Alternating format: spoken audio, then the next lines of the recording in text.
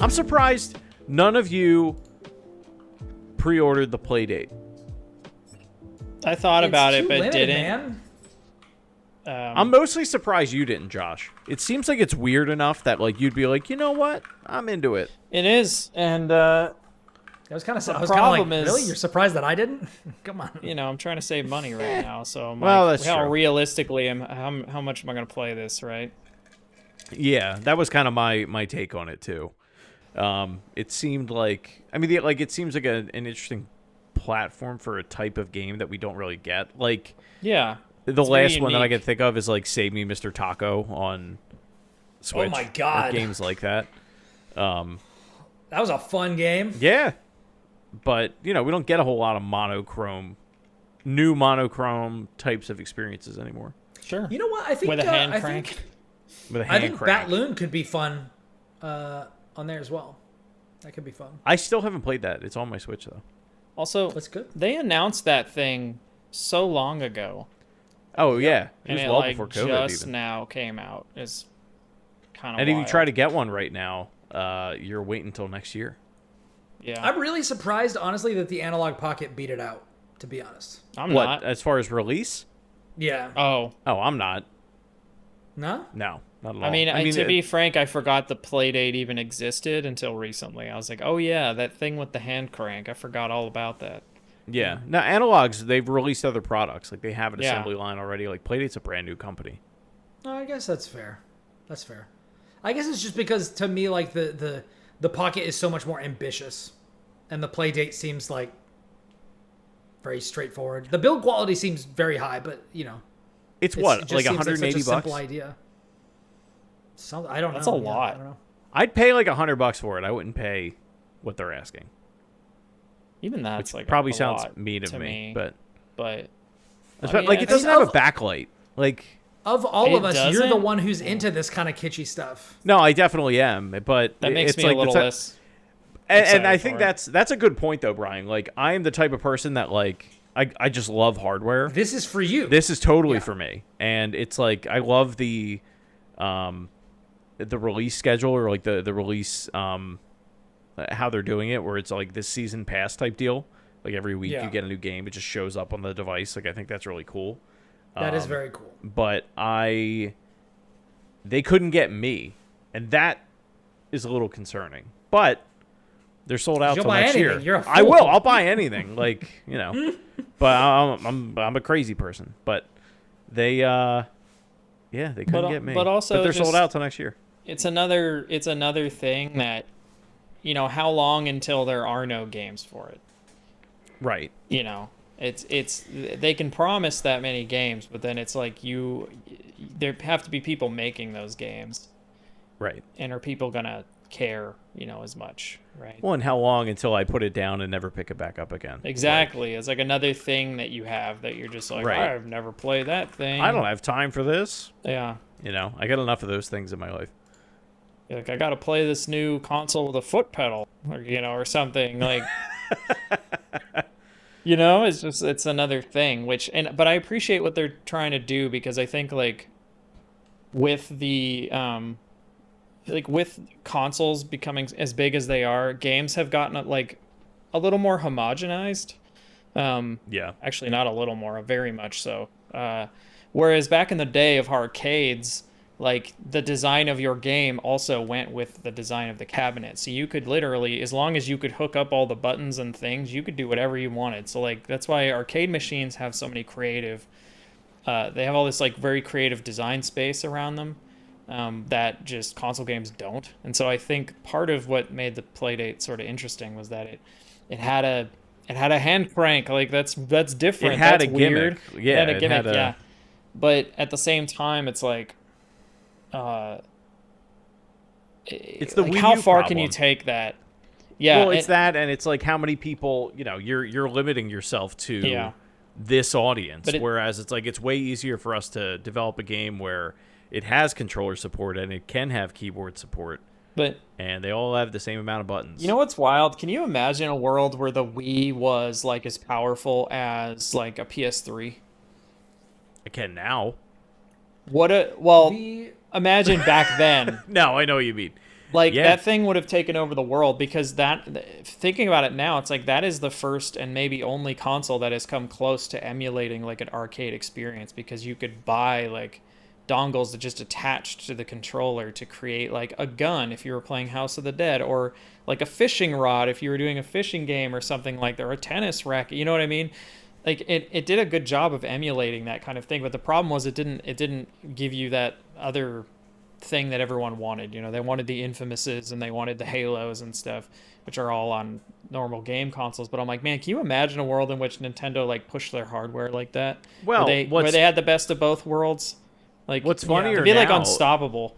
Oh, they would be. What's Yep. funnier now, though? Well, the problem is they may not sell as many because They and probably this really weekend- wouldn't, which is a good point. Like this weekend was the reminder of that, where I was in a room full of 6 people under the age of 7, and I was like, I wouldn't trust any of you people with a $600 piece of hardware. Like that's why it's as cheap as it is, because it has to be. Yeah. to- It's to also get those- super them in. durable. Right. And I would also say, friend of the show, Will Berger, and I had this conversation, and one thing that he said, which I thought was interesting, was I was like, man, I just wish that Nintendo took this seriously, like they did in the GameCube era when they wanted to be on the same technological footing as the other consoles, so that you could play Except whatever they you had tiny wanted on discs. those consoles. And Will said, with no sarcasm, if Nintendo was serious about being forward thinking about their tech, there wouldn't be a games industry. Yeah. It would just be them. And I think that's an interesting argument. I think that's don't know an that extreme I totally. Yeah, I would Statement? disagree. Sure. But But I think that's an interesting point, and I see where he's coming from. Because like they had it was only very recently that people started considering Sony in the same tier as the first party development of Nintendo. And even still, when Nintendo shows up with Breath of the Wild, with Metroid Dread, like people pay attention. You know what I mean? So they don't always, like they have a lot of misses and they have some weird stuff that's trapped on different things. But I do think that it's interesting. And one other thing that I was thinking looking at this Playdate, and it is 180. yeah. I looked that up.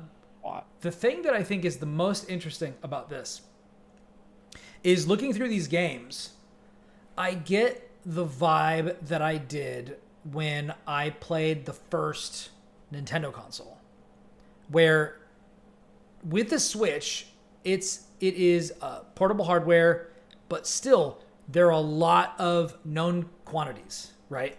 You'll get your support from Ubisoft, but they're Ubisoft games. We know what we're getting. We get Nintendo first party. We know what we're getting. They can be weird sometimes. You get your Splatoons and stuff, but generally, you know what you're getting. Looking at this roster of games, I have no idea what any of this is, which leads me to be like, Flipper Lifter? Sure, I'll try that. Demon Quest 85? Yeah, okay, I'll check that out. Like, that weird kind of frontier, much in the way that like Breath of the Wild, the game took us back to, there's not a bunch of temples that you're going into. There's not like 8 temples. This is not formulaic anymore. This is a new thing. It's the wild. I'm letting you loose. Just go and check out what looks interesting. Like this kind of makes me feel that same way. It's like going on to Itch, you know, or something like this, where it's just like, there's a bunch of stuff and I've never heard of any of it. And I have I no guess let's- frame of reference. Like, yeah, let's just have the be thing. experimental. Let's get into it. Yeah. It encourages that sort of engagement with the games that I actually think is really refreshing. Like it's in the way that it feels like the Playdate is trying to do for the console space, even the portable console space, what indie games have been doing for like genres we love. Yeah. Like Minute. Like when Minute came out and it was like, it's kind of like Zelda, but with a very weird twist on it, you know? And it's just like, oh, that's interesting.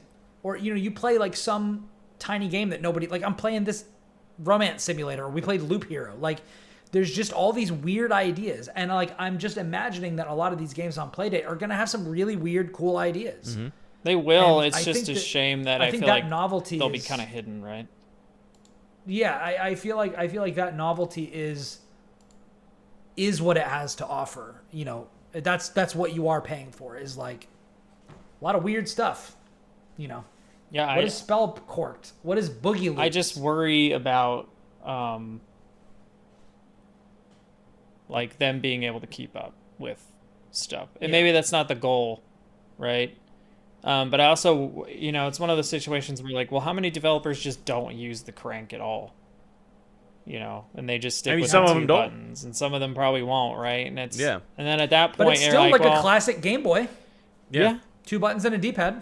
Yeah. You know what, And though? there are plenty of great games on there. And I'm not trying to dunk on this thing at all. I'm Like, not I trying love to either. I love think the it's hardware. neat, and I just think it's a little expensive for not having a backlight, like a bare minimum, right? I think it the looks form like it would be factor incredibly satisfying in my hands. No, Like, that's the No, I mean, it looks like it would feel good, like a quality material-wise. product, sure. Yeah, it looks no. like the crank would just be buttery smooth. I think the build quality is like supreme on that thing, but I think it is way too small of a device. Yeah, Like any videos I've seen of people holding it, I'm like, It I feel looks like I like can play the- this for 10 minutes at a time. It looks like the size of the like Pikachu Tamagotchis from back in the day. Yeah, Yeah. they're like kid-sized. Like if I was giving this to a small child, sure, like they would be they'd have a great time. But has anybody done? I'm gonna look up and see if anybody's done a Playdate versus a Game Boy Micro. Game Boy Micros are I awesome. bet you someone has. They probably have. Yeah. I wish I could get my hands on a Game Boy Micro. They're expensive. They're expensive. They're not like incredibly expensive, but they're for what they are. Like, Yeah, they're more expensive than I'd want to. I mean, you'll be that's surprised. that's one of the only Game Boys I don't have, because I'm all like for years I've been like, when it gets to like this price, I'll get one. Yeah, and it's and just they've never never- happened. Yeah. Because they're like, they have really good. I think that the thing that people love about them is they're really tiny. They have a rechargeable battery, right?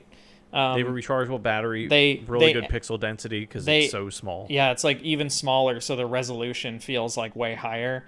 Yeah.